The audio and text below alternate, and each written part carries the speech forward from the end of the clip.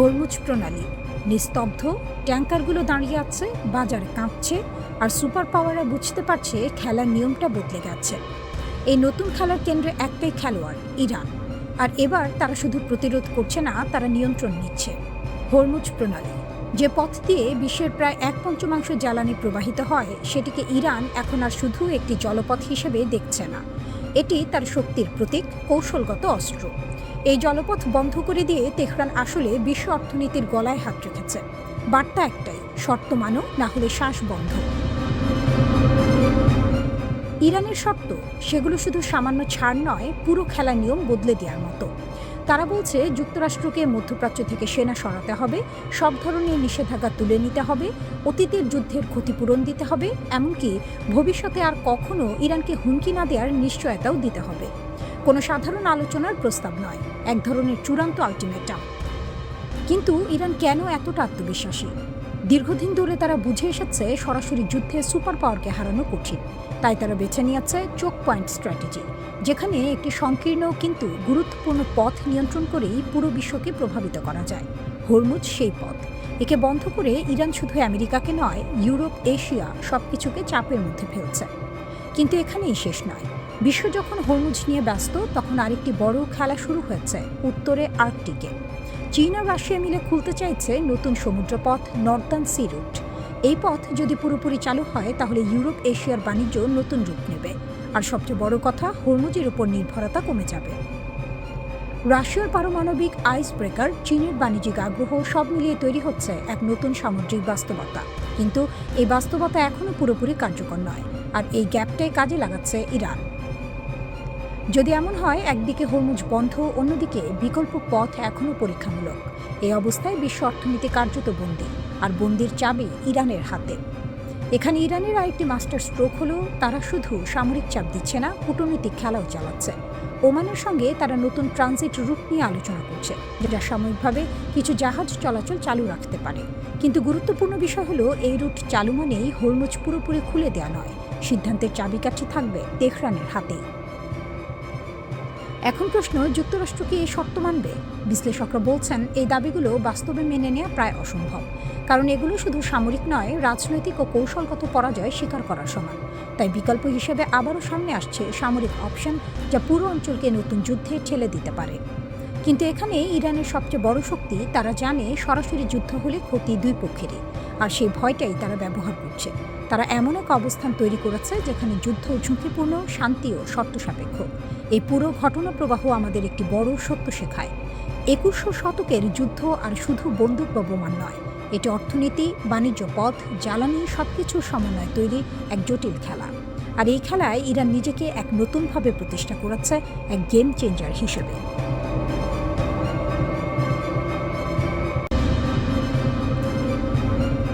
রিয়াদ কি তবে ধূলিসাৎ হতে চলেছে? 1650 কিলোমিটার দূরের আবু মাহদি আল মুহান্দিস মিসাইলের টার্গেটে এবার ক্রাউন প্রিন্স মোহাম্মদ বিন সালমানের প্রাসাদ। মধ্যপ্রাচ্যের বারুদ ভর্তি যুদ্ধক্ষেত্রে দাবানল ছড়িয়ে পড়েছে সম্পূর্ণ নতুন এক মাত্রায়। মার্কিন সাম্রাজ্যবাদকে মদত দিতে গিয়ে সৌদি আরব যে কতটা আত্মঘাতী খেলায় মেতেছে, তা হয়তো রিয়াদের নীতি নির্ধারকরা টের পেতে শুরু করেছেন। ওয়াশিংটনকে আশ্রয় দেওয়ার খেসারত তুলতে তেহরানের নেতৃত্বে এবার মাঠে নেমেছে ইরাকের অদম্য প্রতিরোধ যোদ্ধারা। সৌদি রাজ পরিবারের চোখের ঘুম কেড়ে নিতে ইরাক থেকে উন্মোচন করা হয়েছে সম্পূর্ণ নতুন ও বিধ্বংসী এক অস্ত্র, আবু মাহদি আল মুহান্দিস ক্রুজ মিসাইল। সৌদি সীমান্ত পেরিয়ে এই ক্ষেপণাস্ত্রের আগুনে পুরো মধ্যপ্রাচ্যের কৌশলগত মানচিত্র কি চিরতরে বদলে যেতে চলেছে? 1650 কিলোমিটারের মৃত্যুবান রিয়াদের বুক চিরে আছড়ে পড়তে প্রস্তুত। ইরাকের প্রতিরোধ জোট ইসলামিক রেজিলিয়েন্স ইন ইরাক সম্প্রতি যে দূরপাল্লার ক্ষেপণাস্ত্র উন্মোচন করেছে, তা বিশ্ব সমরবিদদের মাথায় বাজ ফেলে দিয়েছে। 1650 কিলোমিটার পাল্লার এই আবু মাহদি আল মুহান্দিস মিসাইল ইরাকের যে কোনো প্রান্ত থেকে উৎক্ষেপণ করা হলে তা মুহূর্তেই ধূলিসাৎ করে দিতে পারে সৌদি আরবের প্রায় সমস্ত গুরুত্বপূর্ণ সামরিক ও তেল অবকাঠামো। সৌদির তেল ও সামরিক ঘাঁটিতে আঘাতের ক্ষমতা। শুধু রিয়াদ বা সৌদি রাজপ্রাসাদী নয়, উপসাগরীয় অঞ্চলে অবস্থিত আমেরিকা ও সৌদির যৌথ সামরিক ঘাঁটিগুলো এখন এই মিসাইলের নিখুঁত নিশানায়। এয়ার ডিফেন্সের বিপর্যয়। পেন্টাগনের $1000 কোটি প্যাট্রিয়ট মিসাইল ডিফেন্স সিস্টেম এই নতুন প্রজন্মের মিসাইল ট্র্যাক করতে কতটা সক্ষম, তা নিয়ে এখন বড় প্রশ্নচিহ্ন তৈরি হয়েছে। আমেরিকাকে পেছন থেকে সমর্থন দিয়ে ক্রাউন প্রিন্স সালমান যে ভুল করেছেন, তা মাসুল এখন সরাসরি সৌদির মাটিতে আছড়ে পড়তে যাচ্ছে। কেন এই নামকরণ? এই বিধ্বংসী মিসাইলের নামকরণ কোনো সাধারণ সিদ্ধান্ত নয়, এর পেছনে লুকিয়ে আছে রক্তের বদলা নেওয়ার এক গভীর রাজনৈতিক ও সামরিক বার্তা। 2020 সালের জানুয়ারি মাসে বাগদাদ বিমানবন্দরের কাছে ড্রোন হামলা চালিয়ে ইরানের কিংবদন্তি জেনারেল কাশেম সোলাইমানি এবং ইরাকের পপুলার মোবিলাইজেশন ফোর্সেস PMF এর উপপ্রধান আবু মাহদি আল মুহান্দিসকে হত্যা করেছিল আমেরিকা। মুহান্দিস ছিলেন ইরাকের শিয়া প্রতিরোধ আন্দোলনের অন্যতম প্রধান স্তম্ভ। তারই নামে নির্মিত 1650 কিলোমিটারের মিসাইল যখন সৌদি ও মার্কিন ঘাঁটির দিকে তাক করা হয়েছে, তখন শত্রুপক্ষের বুকে কাঁপন ধরাটাই স্বাভাবিক। 50,000 প্রতিরোধ যোদ্ধার মহামিলন, অক্ষ শক্তির সর্বাত্মক প্রলয়। সমর বিশ্লেষকদের দাবি, এই দীর্ঘ পাল্লার মিসাইল কর্মসূচির নেপথ্যে রয়েছে তেহরানের মূল দিক নির্দেশনা ও প্রযুক্তিগত সহায়তা। ইরান আজ প্রমাণ করে দিয়েছে যে তারা কেবল একক কোনো রাষ্ট্র হিসেবে যুদ্ধ লড়ছে না, বরং তারা এক বিশাল ও সুসংগঠিত আঞ্চলিক অক্ষ শক্তির নেতৃত্ব দিচ্ছে। সংগঠিত বাহিনী ইসলামিক রেজিলেন্স ইন ইরাকের ছায়াতলে প্রায় 10টি শক্তিশালী সশস্ত্র গোষ্ঠী কাজ করছে, যাদের সম্মিলিত সেনা সংখ্যা 50,000-এরও বেশি। বিশাল অস্ত্রাগার, এই 50,000 সেনার হাতে রয়েছে আধুনিক ড্রোন, রকেট, গাইডেড মিসাইল এবং ভারী সাজোয়া বহর। ইয়েমেনের হুথি বিদ্রোহীরা যখন লোহিত সাগরে সৌদি ও মার্কিন জাহাজে অবরোধ তৈরি করছে, ঠিক তখনই উত্তর দিক থেকে ইরাকের এই 50,000 বাহিনী সৌদিকে কোণঠাসা করে ফেলেছে। এটি তেহরানের এমন এক সাঁড়াশি আক্রমণ যা সামাল দেয়া ওয়াশিংটন বা রিয়াদ কারো পক্ষেই সম্ভব নয়।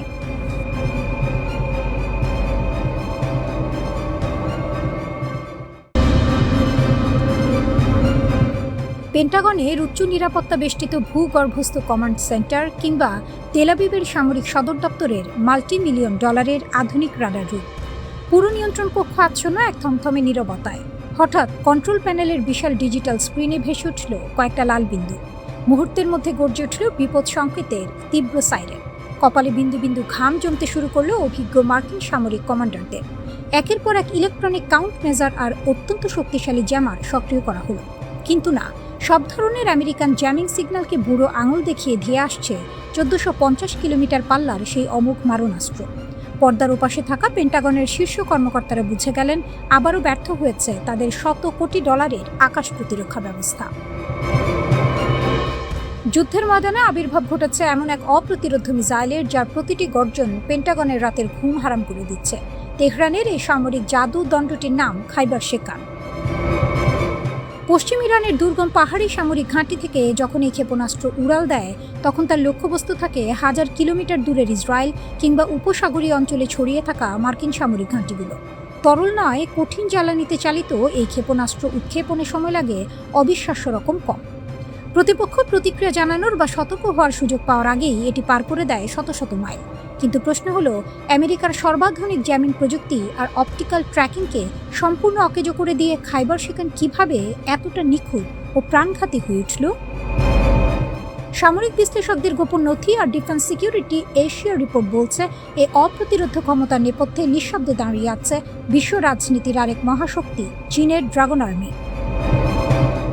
সবার অলক্ষ্যে বেইজিং তেহরানের হাতে তুলে দিয়েছে তাদের সবচেয়ে গোপন ও অত্যাধুনিক জ্যামিং বিরোধী স্যাটেলাইট ও রেডিও প্রযুক্তি। মার্কিন সেনাবাহিনী তাদের ইলেকট্রনিক ওয়ারফেয়ার দিয়ে ভেবেছিল ইরানের ক্ষেপণাস্ত্রের পথ ভুলিয়ে দেবে, কিন্তু চীনের সরবরাহ করা জ্যামিং প্রুফ গাইডেন্স সিস্টেমের কারণে আমেরিকান সিগন্যাল অ্যাটাক খাইবার শেকানের কাছে নিছক ছেলে খেলায় পরিণত হয়েছে। তবে শুধু চীনা প্রযুক্তি দিয়ে থামেনি ইরান। তারা পারস্যের এই রণক্ষেত্রকে বানিয়ে ফেলেছে এক পরম টেকনোলজিক্যাল গবেষণাগার। তেহরান প্রতিটি ক্ষেপণাস্ত্র উৎক্ষেপণকে দেখছে এক অনন্য ডেটা সংগ্রহের মিশন হিসেবে। যখনই একটি খাইবার শেকান উৎক্ষেপণ করা হয়, ইরান কেবল তার আঘাত দেখার জন্য বসে থাকে না। প্রতিপক্ষের রাডার কিভাবে সাড়া দিচ্ছে, শত্রু দেশের ইন্টারসেপ্টর মিসাইল কোন থেকে আসছে, পেন্টাগনের আর্লি ওয়ার্নিং সিস্টেম কত সেকেন্ড সময় নিচ্ছে, প্রতিটি সূক্ষ্ম তথ্য রিয়েল টাইমে সংগ্রহ করে তাদের গোয়েন্দা নেটওয়ার্ক। পরের উৎক্ষেপণেই বদলে ফেলা হয় খাইবার শেকানের অ্যালগোরিদম, গতিপথ এবং তার চূড়ান্ত মুহূর্তের কৌশল।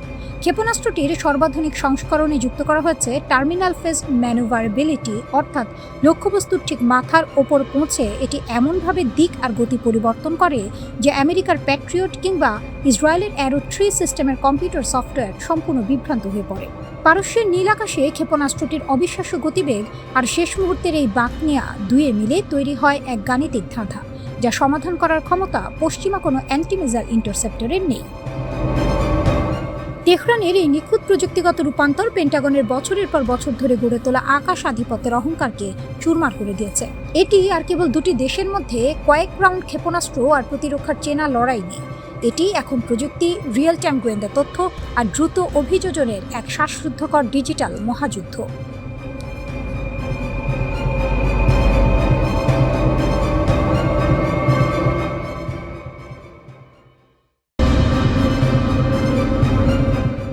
আমেরিকার চোখের সামনে কাতারের আল উদেদ এয়ারবেজে ইরানের দুর্ধর্ষ বিমান হামলা। পেন্টাগনের সুপার অ্যাডভান্সড ডিফেন্স সিস্টেমকে একদম বোকা বানিয়ে মার্কিন ঘাঁটির ভেতরে ঢুকে বোমা বর্ষণ করে তেহরানের স্নাইপার পাইলটরা। এ যেন মধ্যপ্রাচ্যের বুকে মার্কিন সামরিক ইতিহাসের সবচেয়ে বড় লজ্জা। মধ্যপ্রাচ্যে যুক্তরাষ্ট্রের মূল সামরিক অলংকার বলা হয় কাতারের আল উদেদ বিমান ঘাঁটিকে। শত শত কোটি ডলারের early warning radar, Patriot missile defence আর সর্বাধুনিক এয়ার সার্ভেইলেন্স ব্যবস্থা দিয়ে ঘেরা এই ঘাঁটি নাকি পৃথিবীর অন্যতম সুরক্ষিত স্থান। কিন্তু ইরানের বীর বিমান সেনারা প্রমাণ করে দিয়েছে আমেরিকান প্রযুক্তির এই পাহাড় আসলে তাসের ঘরের মতো ভঙ্গুর। কিভাবে সিরাত শহরের শহীদ দোরান এয়ারবেস থেকে উড়ে গিয়ে রাডারের চোখ এড়িয়ে কাতারের তাণ্ডব চালিয়ে এলো তেহরান? চলুন পারস্য উপসাগরের আকাশে লেখা এই মহাকাব্যিক অভিযানের নেপথ্যে কাহিনী উন্মোচন করা যাক। Phantom of the Persian Gulf, radar ফাঁকি দিয়ে নিখুঁত প্রবেশ। ইরানি এয়ারফোর্সের রণকৌশলবিদরা খুব ভালো করেই জানতেন যুক্তরাষ্ট্রের স্যাটেলাইট ও রাডার নেটওয়ার্কের চোখ এড়ানো স্বাভাবিক উপায়ে অসম্ভব। তাই তারা বেছে নেন এক দুঃসাহসিক ও প্রথা ভাঙা পথ। অতি নিম্ন উচ্চতায় উড্ডয়ন। সিরাজের শহীদ দোরান ঘাঁটি থেকে টেক অফ করে ইরানের দুটি সুখোই সু-24 যুদ্ধবিমান সমুদ্র ও ভূখণ্ডের একদম কোল ঘেঁষে উড্ডয়ন করে। তারা মার্কিন এয়ার ডিফেন্সের স্যাটেলাইট ও রাডার সিগন্যালকে সম্পূর্ণ বিভ্রান্ত করে দেয়। জটিল রুট অপারেশন। রুট সিলেক্ট করা হয়েছিল এমন এক জটিল চ্যানেল দিয়ে যেখানে মার্কিন নজরদারি ব্যবস্থার ব্লাইন্ড স্পটগুলো আগে থেকেই বিশ্লেষণ করে রাখা ছিল। আল উদেদ ঘাঁটির আমেরিকান রাডার যখন কিছু বুঝে ওঠার সুযোগ পেল, ততক্ষণে ইরানি সুখোই সু-24 মার্কিন কমান্ড সেন্টার ও গুরুত্বপূর্ণ সামরিক অবকাঠামো ঠিক মাথার উপর অবস্থান করছে। ব্রিগেডিয়ার জেনারেল মাজিদ কাজেমি, ইরানের জাতীয় বীরের অমর আত্মত্যাগ। এই ঐতিহাসিক ও দুঃসাহসিক মিশনের নেপথ্যে মূল রূপকার ও পাইলটদের একজন ছিলেন ব্রিগেডিয়ার জেনারেল মাজিদ কাজেমি। আল উদেদ ঘাঁটির নির্ধারিত লক্ষ্যবস্তুতে নিখুঁত বোমা হামলা চালিয়ে শত্রুপক্ষের অবকাঠামো ধূলিসাৎ করার পর ফেরার পথে ঘটে সেই নাটকীয় ও ঐতিহাসিক মুহূর্ত। পারস্য উপসাগরের ওপর দিয়ে স্বদেশে আকাশে ফেরার পথে শত্রুপক্ষের একাধিক ক্ষেপণাস্ত্র ধেয়ে আসে আঘাতপ্রাপ্ত সুখোই বিমান দুটির দিকে। মাতৃভূমির সুরক্ষায় ককপিটেই প্রাণ উৎসর্গ করেন ব্রিগেডিয়ার জেনারেল কাজেমি। দীর্ঘ সময় নিখোঁজ থাকার পর সাম্প্রতিক ফরেন্সিক ও ডিএনএ পরীক্ষার মাধ্যমে তেহরান তাদের এই জাতীয় বীরের শাহাদাতের বিষয়টি নিশ্চিত করেছে। পুরো ইরান তাকে স্মরণ করছে এক অমর মহাকাব্যের নায়ক হিসেবে, যিনি আমেরিকান সাম্রাজ্যবাদের কেন্দ্রে আঘাত এনে প্রমাণ করাচ্ছেন ইরানি পাইলটদের সাহসিকতার সামনে পেন্টাগনের যে কোনো প্রযুক্তি তুচ্ছ। মার্কিন ও ইসরায়েলি বাহিনীর আক্রমণের জবাবে গত 2 মার্চ পরিচালিত একটি বড় ধরনের সামরিক অভিযান চলাকালে ব্রিগেডিয়ার জেনারেল কাজেমি নিহত হন। মিশনটি সফলভাবে নির্ধারিত লক্ষ্যবস্তুতে আঘাত হানার মাধ্যমে শত্রুপক্ষকে এক কড়া সতর্কবার্তা পাঠায়। তবে পারস্য উপসাগরের ওপর দিয়ে ফেরার পথে বিমান দুটি শত্রুপক্ষের আকাশ প্রতিরক্ষা ব্যবস্থার ক্ষেপণাস্ত্র আঘাতে ক্ষতিগ্রস্ত হয়। একই দিনে ইরানের অন্য পাইলটরা তাদের F-5 যুদ্ধবিমান নিয়ে কুয়েতে অবস্থিত মার্কিন সামরিক ঘাঁটি ক্যাম্প বুহরিংয়ে আরও একটি সফল হামলা চালান। এই পদক্ষেপগুলো ইরান-ইরাক যুদ্ধের সময় ইরানি পাইলটদের সাহসিকতার ঐতিহ্যকে স্মরণ করিয়ে দেয়। ঘটনাগুলো প্রমাণ করে যে কোনো বহিরাগত শত্রুর হাত থেকে দেশকে রক্ষা করার মতো সাহস ও দক্ষতা ইরানের সামরিক বাহিনীর রয়েছে। একই সাথে ইরানি কর্মকর্তারা পুনরায় হুঁশিয়ারি দিয়ে জানিয়েছেন, দেশের ওপর কোনো হামলা হলে তার তাৎক্ষণিক ও কঠোর জবাব দেওয়া হবে।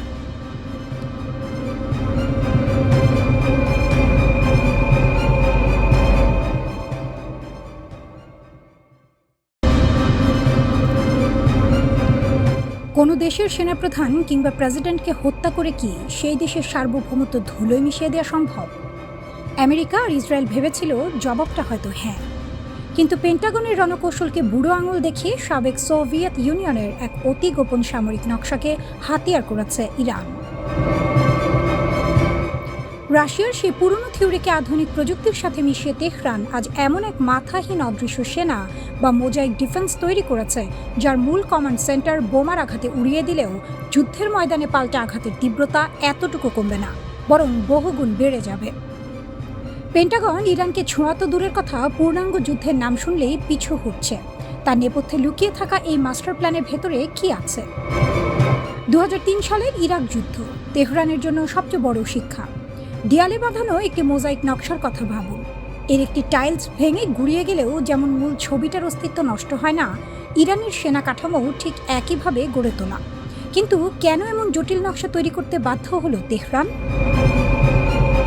2003 সালে মাত্র 26 দিনে সাদ্দাম হোসেনের শক্তিশালী ইরাক সরকারের পতন দেখে স্তম্ভিত হয়ে গিয়েছিল গোটা বিশ্ব। তেহরানের সমরবিদ্রোহ উপলব্ধি করেন একক কেন্দ্রীয় কমান্ড সেন্টারের ওপর নির্ভরশীল যে কোনো প্রচলিত বাহিনী আমেরিকার অত্যাধুনিক ট্র্যাকিং ও বোমারু বিমানের সামনে কয়েক সপ্তাহ টিকবে না। সাদ্দামের ভুল থেকে শিক্ষা নিয়ে ইরান সিদ্ধান্ত নেয় তারা আর কোনো হৃৎপিণ্ড রাখবে না যা এক আঘাতে স্তব্ধ করে দেওয়া যায়। 31টি স্বায়ত্তশাসিত জোন, এক বিশাল মাথাহীন সেনাবাহিনী। সোভিয়েত ইউনিয়নের বিকেন্দ্রীভূত যুদ্ধকৌশলকে ঢেলে সাজিয়ে ইরান পুরো দেশকে 31টি সম্পূর্ণ স্বাধীন ও স্বায়ত্তশাসিত প্রাদেশিক সামরিক জোনে ভাগ করে ফেলে। স্বাধীন সিদ্ধান্ত গ্রহণের ক্ষমতা। প্রতিটি জোনে রয়েছে আলাদা আলাদা Islamic revolutionary guard corps unit, Basij আধা সামরিক বাহিনী এবং নিজেদের গোপন অস্ত্রাগার। 4 ধাপের বিকল্প নেতৃত্ব। তেহরানের মূল হেডকোয়ার্টার ধ্বংস হলেও বা যোগাযোগ একদম বিচ্ছিন্ন হয়ে গেলেও এই 31টি প্রদেশের স্থানীয় কমান্ডারদের কাছে আগাম নির্দেশনা দেওয়া আছে। এমনকি কোনো কমান্ডারের মৃত্যু হলে লড়াই যেন না থামে সেজন্য আগে থেকেই 4 ধাপ পর্যন্ত বিকল্প উত্তরসূরি নির্দিষ্ট করে রাখা হয়েছে। স্বয়ংক্রিয় সামরিক ক্ষমতা। কোনো কেন্দ্র থেকে সিগন্যাল পাওয়ার প্রয়োজন নেই। আঞ্চলিক জোনগুলো নিজস্ব উপায়ে স্বাধীনভাবে শত্রুকে ধ্বংস করার ক্ষমতা রাখে। সস্তার প্রযুক্তি পেন্টাগনের আসল মাথা ব্যথা। আমেরিকা বা পশ্চিমা বিশ্ব শত শত কোটি ডলার খরচ করে বিশাল যুদ্ধ বিমান ও বিমানবাহী রণতরী বানায়, কিন্তু ইরান এই ফাঁদে পা দেয়নি। মোজাইক ডিফেন্সের মূল দর্শনই হলো কম খরচে শত্রুকে বছরের পর বছর ধরে মশার মতো কামড়ে ক্লান্ত করে দেয়া। ইরানের দুর্গম পাহাড়ের খাজে কিংবা ভূগর্ভস্থ টানেলে লুকিয়ে রাখা হয়েছে সস্তার শাহী ড্রোন, ব্যালিস্টিক ক্ষেপণাস্ত্র এবং ক্ষিপ্রগতির ড্রোন স্পিডবোট। যখনই কোনো শত্রু পারস্য উপসাগরে প্রবেশের চেষ্টা করবে, 31টি ভিন্ন ভিন্ন জোন থেকে একযোগে শুরু হবে ড্রোনের ঝাঁক ও মিসাইলের বৃষ্টি। বিশাল অঙ্কের খরচে তৈরি প্যাট্রিয়ট বা আয়রন ডোম এই অবিরাম কম খরচে ড্রোন আর মিসাইল ঠেকিয়ে নিজেদের ভান্ডার খালি করতে বাধ্য হচ্ছে। মোজাইক ডিফেন্স ইরানকে পেন্টাগন ও ইসরায়েলি বিমান বাহিনীর হামলার হাত থেকে দুর্ভেদ্য সুরক্ষা দিয়েছে ঠিকই, কিন্তু এর সাথে তৈরি হয়েছে এক চরম ভয়ঙ্কর বাস্তবতা। সমরবিদদের মতে এই সিস্টেমের সবচেয়ে আতঙ্কের বিষয় হলো একে একবার সক্রিয় বা চালু করে দিলে চাইলেও আর সহজে বন্ধ করা যায় না।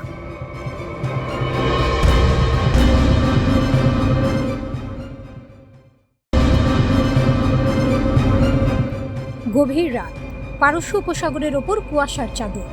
ঠিক তখনই রাডারের পর্দায় ভেসে উঠল একের পর এক ক্লিপ। এগুলো কোনো মার্কিন স্টেলথ ফাইটার নয় কিংবা ইসরায়েলি বম্বারও নয়। এগুলো বেইজিং থেকে উড়ে আসা বিশাল আকারের সামরিক কার্গো বিমান, যা নীরবে নেমে আসছে তেহরানের রানওয়েতে। পশ্চিমা বিশ্ব ভেবেছিল 6 মাসের টানা বোমা বর্ষণে ইরানকে বোধহয় নিঃশেষ করে দেওয়া গেছে। ডোনাল্ড ট্রাম্প টিভিতে এসে গর্জন করে বলছেন, ওদের বিমান বাহিনী নেই, নৌবাহিনী নেই, ওরা শেষ। কিন্তু ক্যামেরার পেছনের সত্যটা হলো পেন্টাগনের হাজার কোটি ডলারের যুদ্ধযন্ত্র আজ পারস্যের মরুভূমিতে এসে পুরোপুরি আছাড় খেয়েছে। আর রিংয়ের ভেতরে নায়ক হিসেবে দাঁড়িয়ে আছে একটাই দেশ, ইরান। ফাইল নম্বর 1, চীনের গোপন ছাতা এবং আকাশসীমার নতুন সমীকরণ। জোর গুঞ্জন, বেইজিং নাকি সোজাসুজি ময়দানে নেমে পড়েছে। জিব্রাল্টার ব্রডকাস্টিং কর্পোরেশনের গোয়েন্দা তথ্য বলছে অন্তত 16টি ভারী চীনা সামরিক বিমান মালামাল খালাস করেছে তেহরানে। রয়টার্সের ফাঁস হওয়া চুক্তিপত্র বলছে 60 থেকে 70 মিলিয়ন ডলারের বিনিময়ে চীনের তৈরি অত্যাধুনিক QW-12 এবং FN-16 ঘাট থেকে নিক্ষেপযোগ্য মিসাইল এখন ইরানি যোদ্ধাদের হাতে।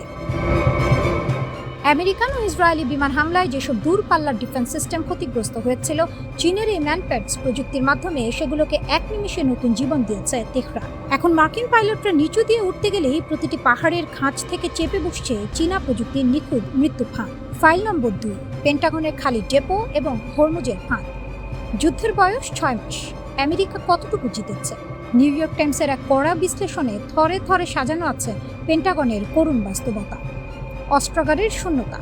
দিনের পর দিন মিসাইল চালাতে গিয়ে আমেরিকার নিজস্ব প্যাট্রিয়ট মিসাইল ইন্টারসেপ্টরের স্টক তলানিতে ঠেকেছে। অবস্থার দৃষ্টি মনে হচ্ছে ইরানকে মারতে গিয়ে মার্কিন সেনাদল নিজেরাই খালি হাতে দাঁড়িয়ে আছে। হরমুজের পূর্ণ নিয়ন্ত্রণ। মার্কিন যুদ্ধজাহাজগুলো টহল দিচ্ছে ঠিকই, কিন্তু সমুদ্রের আসল চাবি ইরানের পকেটে। ওমানের সঙ্গে টেবিলে বসে ইরান স্পষ্ট জানিয়ে দিয়েছে হরমুজ প্রণালীর উত্তরের রুটে একক রাজত্ব থাকবে তেহরানের, আর যে কোনো জাহাজ গেলে গুনতে হবে আবশ্যিক ট্যাক্স। বিশ্বের তেলের ধমনী এখন খাঁটি পার্সিয়ান কবজায়। ফাইল নম্বর 3, ওয়াশিংটনের বিশ্বাসযোগ্যতার মৃত্যু। আজ শুধু শত্রুরা নয়, আমেরিকান মিত্ররাই হোয়াইট হাউসের হাত ছেড়ে দিতে প্রস্তুত। চ্যাথাম হাউসের সাবেক প্রধান রবিন নিবলেটের একটি উক্তি পুরো পশ্চিমাদের গায়ে চাবুকের মতো পড়েছে। তিনি বলেছেন, এই যুদ্ধ যুক্তরাষ্ট্রের জন্য এক চরম ঐতিহাসিক অপমান। বিশ্ব এখন বুঝে গেছে আমেরিকার ওপর ভরসা করা জীবনের সবচেয়ে বড় ভুল।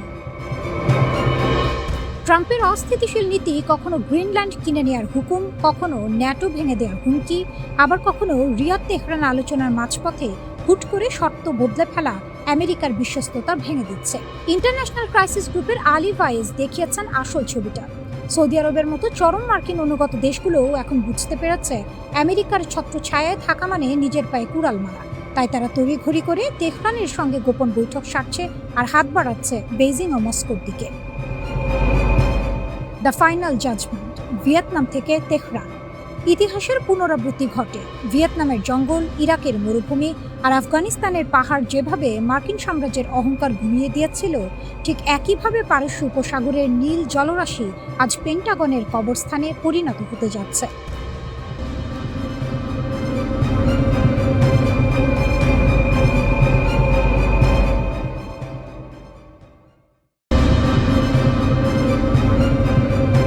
আমেরিকার সবচেয়ে গুরুত্বপূর্ণ আকাশ প্রতিরক্ষা অস্ত্র প্যাট্রিয়ট ও থার্ড ক্ষেপণাস্ত্র ভাণ্ডার দ্রুত ফুরিয়ে যাচ্ছে।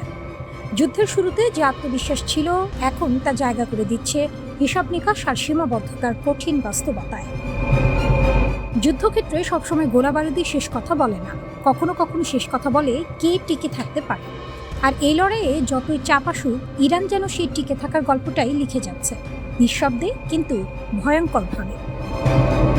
2026 সালের ফেব্রুয়ারিতে অপারেশন এপিক ফিউরি শুরু করার সময় ডোনাল্ড ট্রাম্প বলেছিলেন এই অভিযান কয়েকদিনের মধ্যেই শেষ হবে। সেই সময়সীমা পরে বাড়িয়ে কয়েক সপ্তাহ করা হয়, কিন্তু বাস্তবতা 5 মাস পার হয়ে গেছে, যুদ্ধ থামেনি, বরং ছড়িয়ে পড়েছে গোটা পশ্চিম এশিয়ায়। আর এই দীর্ঘযুদ্ধেই ফাঁস হয়ে গেছে আমেরিকার এক বড় দুর্বলতা। যুক্তরাষ্ট্রভিত্তিক থিঙ্ক ট্যাঙ্ক CSIS এর সাম্প্রতিক প্রতিবেদনে বলা হয়েছে, প্যাট্রিয়ট ক্ষেপণাস্ত্রের মজুদ এখন 1000-এর নিচে নেমে এসেছে, কিছু হিসাব অনুযায়ী 759 থেকে 827-এর মধ্যে। অন্যদিকে থার্ড ইন্টারসেপ্টর রয়েছে মাত্র প্রায় 250-টির মতো। অর্থাৎ যুদ্ধের শুরু থেকে প্রায় 65% প্যাট্রিয়ট ক্ষেপণাস্ত্র ইতোমধ্যে ব্যবহৃত বা হারিয়ে গেছে। প্যাট্রিয়ট ও থার্ডই ছিল যুক্তরাষ্ট্র, ইসরায়েল এবং তাদের মিত্রদের প্রধান ঢাল, যা ইরানের ব্যালিস্টিক মিসাইলের ড্রোন হামলা ঠেকাতে ব্যবহৃত হয়েছে। এমনকি এখন এমন পরিস্থিতিও তৈরি হচ্ছে যেখানে যুক্তরাষ্ট্রের কমান্ডাররা কিছু ক্ষেপণাস্ত্র ইচ্ছা করেই ভূপাতিত করছেন না, যদি তা জনবসতিহীন এলাকায় গিয়ে পড়ে। কারণ প্রতিটি ইন্টারসেপ্টর এখন অমূল্য। প্রতিটি ক্ষেপণাস্ত্র ছোড়ার আগে ভাবতে হচ্ছে এটি কি সত্যিই প্রয়োজন। অন্যদিকে ইরান ঠিক উল্টো পথে হাঁটছে। প্রচণ্ড আঘাতের পরও তাদের ক্ষেপণাস্ত্র ও ড্রোন হামলা থামেনি, বরং তারা প্রমাণ করেছে সম্পূর্ণ ধ্বংস না হওয়া পর্যন্ত তারা লড়াই চালিয়ে যেতে সক্ষম। শুধু তাই নয়, হরমুজ প্রণালীর মতো কৌশলগত গুরুত্বপূর্ণ স্থানে তাদের প্রভাব এখনও অটুট। বিশ্ব বাণিজ্যের এক বড় অংশ এই পথ দিয়ে চলে, অর্থাৎ ইরান এখনও বিশ্ব অর্থনীতির এক গুরুত্বপূর্ণ সুইচ হাতে ধরে আছে। এই বাস্তবতায় দাঁড়িয়ে যুক্তরাষ্ট্র ও ইসরায়েল হঠাৎ করেই নতুন হামলা স্থগিত রাখার সিদ্ধান্ত নিয়েছে। শর্ত একটাই, দ্রুত একটি চুক্তি হতে হবে। ট্রাম্প দাবি করেছেন মধ্যপ্রাচ্যের দেশগুলোর অনুরোধেই তিনি এই সিদ্ধান্ত নিয়েছেন, কিন্তু বিশ্লেষকরা বলছেন এর পেছনে আরও বড় কারণ রয়েছে, অস্ত্রের ঘাটতি। কারণ খুব সহজ, যে গতিতে এই ক্ষেপণাস্ত্র ব্যবহার হচ্ছে সেই গতিতে তা উৎপাদন করা সম্ভব নয়। 2025 সালে যেখানে মাত্র 600 প্যাট্রিয়ট ইন্টারসেপ্টর তৈরি হচ্ছে, সেখানে যুদ্ধক্ষেত্রে ব্যবহার হয়েছে তার চেয়েও বেশি। থার্ডের ক্ষেত্রে পরিস্থিতি আরও ভয়াবহ, বছরে মাত্র 96টি তৈরি হয়, অর্থাৎ ক্ষয়পূরণ করার মতো সক্ষমতা শিল্প খাতে এখনও তৈরি হয়নি। তবে যুক্তরাষ্ট্র বসে নেই। ইতিমধ্যে লকহিড মার্টিন এর সঙ্গে বহু বিলিয়ন ডলারের চুক্তি করা হয়েছে, যার মাধ্যমে প্যাট্রিয়ট উৎপাদন বাড়িয়ে বছরে 2000 ইউনিটে নেওয়ার পরিকল্পনা চলছে। থার্ডের ক্ষেত্রে উৎপাদন 4 গুণ বাড়ানোর উদ্যোগ নেওয়া হয়েছে, কিন্তু এইসব পরিকল্পনা বাস্তবায়ন হতে সময় লাগবে, আর যুদ্ধ অপেক্ষা করে না। যদি এখনই যুক্তরাষ্ট্র এই পরিমাণ চাপ সামলাতে হিমশিম খায়, তাহলে ভবিষ্যতে যদি চীনের মতো শক্তির সঙ্গে সংঘাত হয়, তখন কি হবে? যুক্তরাষ্ট্রের মিত্ররাও এখন বিকল্প পথ খুঁজছে। ইরান, চীন বা ইউরোপের সঙ্গে সম্পর্ক উন্নয়নের চেষ্টা করছে।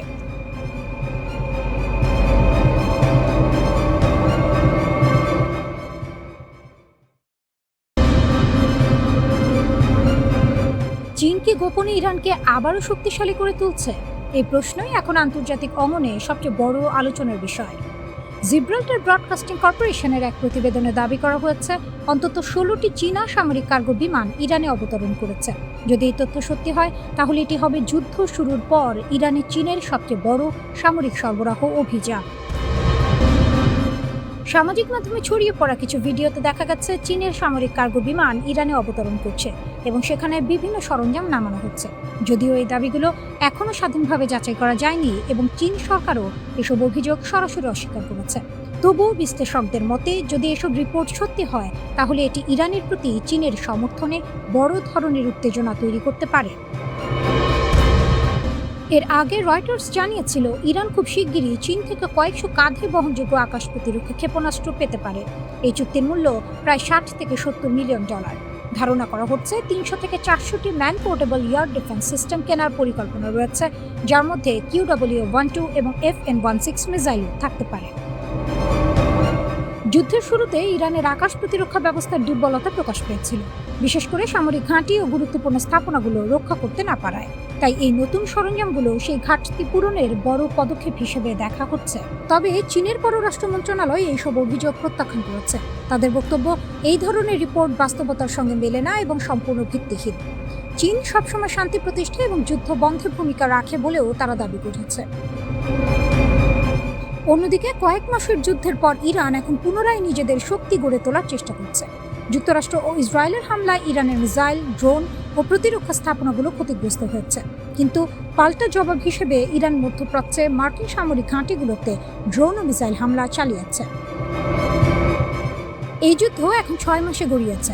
অনেক বিশ্লেষক মনে করছেন এই সংঘাত যুক্তরাষ্ট্রের জন্য বড় চাপ তৈরি করছে। ওয়াশিংটনের মিত্ররাও এখন প্রশ্ন তুলছে এই যুদ্ধের উদ্দেশ্যগুলো আদৌ পূরণ হচ্ছে কিনা।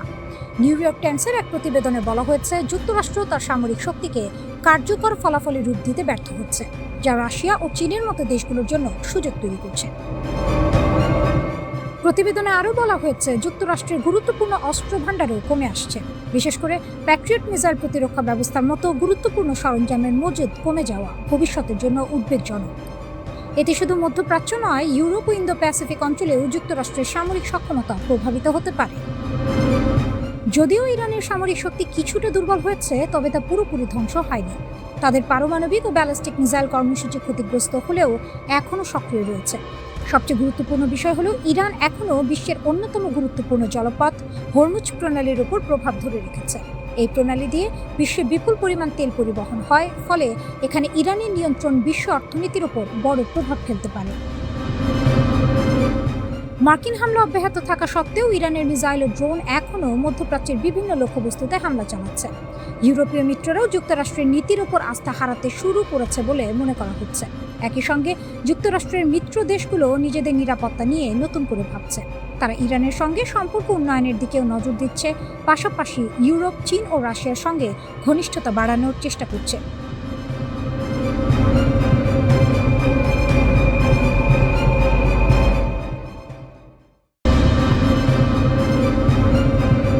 পেন্টাগনের মাল্টি-বিলিয়ন ডলারের স্যাটেলাইট আর সর্বাধুনিক 5th জেনারেশন ফাইটার জেটের রাডার স্ক্রিনে হঠাৎ একটি লাল বিন্দু ভেসে উঠল, তারপরে অদৃশ্য হয়ে গেল। ইউএস সেন্টকমের হাইটেক কন্ট্রোল রুমে শুরু হলো সাইরেনের গর্জন। কয়েক সেকেন্ডের ব্যবধানেই পেন্টাগনের তৈরি একটি অপরাজেয় ইলেকট্রনিক ওয়ারফেয়ারের মজবুত দেয়াল তাসের ঘরের মতো ভেঙে পড়ল। মধ্যপ্রাচ্যের আকাশে বছরের পর বছর ধরে আমেরিকা যে জ্যামিং প্রযুক্তির একচ্ছত্র আধিপত্য উপভোগ করছিল, এক ঝটকায় তা মুছে দিয়ে দাবার ছক উল্টে দিয়েছে তেহরান। পশ্চিমা গোয়েন্দা ও সামরিক পরিকল্পনাকারীরা ভেবেছিলেন তাদের সস্তা জ্যামিং প্রযুক্তি আর ভুয়ো জিপিএস সংকেত দিয়েই মধ্যপ্রাচ্যের আকাশে ড্রোনগুলোকে পঙ্গু করে দেওয়া যাবে। কিন্তু পারস্য উপসাগরের আকাশে এখন দেখা যাচ্ছে এক অলৌকিক ও বিভীষিকাময় দৃশ্য। একের পর এক মার্কিন ড্রোন খসে পড়ছে, পেন্টাগনের চোখ ধাঁধানো সব ফাইটার জেট অসহায় হয়ে ঘুরে বেড়াচ্ছে, আর দূর দিগন্তের লক্ষ্যবস্তুতে ঘড়ির কাঁটা ধরে নিখুঁত আঘাত হানছে ইরানের নতুন আত্মঘাতী ড্রোন। পেন্টাগন স্তব্ধ হয়ে ভাবছে, এই জাদুকরী ক্ষমতার পেছনে ঠিক কার শক্তি কাজ করছে। পশ্চিমা গোয়েন্দাদের সতর্কবার্তা এর নেপথ্যে কাজ করছে ক্রেমলিনের অদৃশ্য হাত, যা মধ্যপ্রাচ্যে আমেরিকার নিরাপত্তাকে এক অভূতপূর্ব সংকটের মুখোমুখি দাঁড় করিয়ে দিয়েছে। এর বীজ বোনা হয়েছিল কয়েক হাজার কিলোমিটার দূরে ইউক্রেনের রণক্ষেত্রে। 2022 সালে ইরান থেকে মস্কোর হাতে পৌঁছায় শাহিদ 136 ড্রোন, যা রুশ বাহিনীতে নতুন পরিচিতি পায় গেরান 2 নামে। ইউক্রেন যুদ্ধের তীব্র অগ্নিকুণ্ডে হাজারো পরীক্ষার মধ্য দিয়ে এই প্রযুক্তিকে প্রতিনিয়ত শান দিয়েছে রাশিয়া। আর এখন সেই যুদ্ধলব্ধ অভিজ্ঞতা এবং রাশিয়ার অতি গোপন কমেটা এম অ্যান্টি জ্যামিং নেভিগেশন প্রযুক্তি সরাসরি ফেরত পৌঁছে যাচ্ছে তেহরানের হাতে। এটি কোনো সাধারণ সার্কিট নয়, এটি এক বিশেষ CRPA প্রযুক্তি, যা সাধারণ GPS ব্লকিং বা ভুয়ো সংকেত পাঠানোর সমস্ত পশ্চিমা সামরিক চক্রান্তকে এক নিমিষে নিস্তেজ করে দেয়। মার্কিন ও জোট বাহিনী এতদিন ড্রোন ধ্বংস করতে যেসব কোটি কোটি ডলারের সস্তা জ্যামিং পদ্ধতির উপর নির্ভর করত, ইরানের এই নতুন প্রযুক্তির সামনে তা এখন নিছক খেলনায় পরিণত হয়েছে। এই গোপন ও স্পর্শকাতর প্রযুক্তি হস্তান্তরের সুনির্দিষ্ট প্রমাণ মেলে 2026 সালের 2 মার্চ। সাইপ্রাসের সুরক্ষিত ব্রিটিশ ঘাঁটিতে হঠাৎ আকস্মিক ও নিখুঁত হামলা চালায় একটি ড্রোন। হামলার পর যখন ড্রোনটির ধ্বংসাবশেষ পরীক্ষা করা হয়, তখন তার ভেতরে স্পষ্ট ধরা পড়ে ক্রেমলিনের সেই গোপন অ্যান্টি জ্যামিং কারিগরি। তবে প্রযুক্তি হস্তান্তরের খেলা শুধু মাটিতে বা ড্রোনের ককপিটে থেমে নেই, খেলা পৌঁছে গেছে মহাশূন্যে। মহাকাশে ঘূর্ণায়মান রাশিয়ার সামরিক স্পাইট স্যাটেলাইটগুলো এখন মধ্যপ্রাচ্যে তেহরানের ডিজিটাল চোখ হিসেবে কাজ করছে। মার্কিন বিমান বা রাডার ঠিক কোথায় রাখা আছে, পেন্টাগনের রণতরী কোন স্থানাঙ্কে অবস্থান করছে, তার প্রতিটি সেন্টিমিটারের স্পষ্ট ও লাইভ ছবি চোখের পলকে পৌঁছে যাচ্ছে ইরানের রিভলিউশনারি গার্ডসের কমান্ড সেন্টারে। কিন্তু সবচেয়ে ভয়ঙ্কর ও মাস্টার স্ট্রোক বিষয় হলো এই অসম যুদ্ধের অর্থনৈতিক সমীকরণ। ইরান এই যুদ্ধে চালকের আসনে বসে এমন এক ফাঁক পেতেছে, যা পেন্টাগনকে ভেতরে ভেতরে অর্থনৈতিকভাবে খালি করে দিচ্ছে।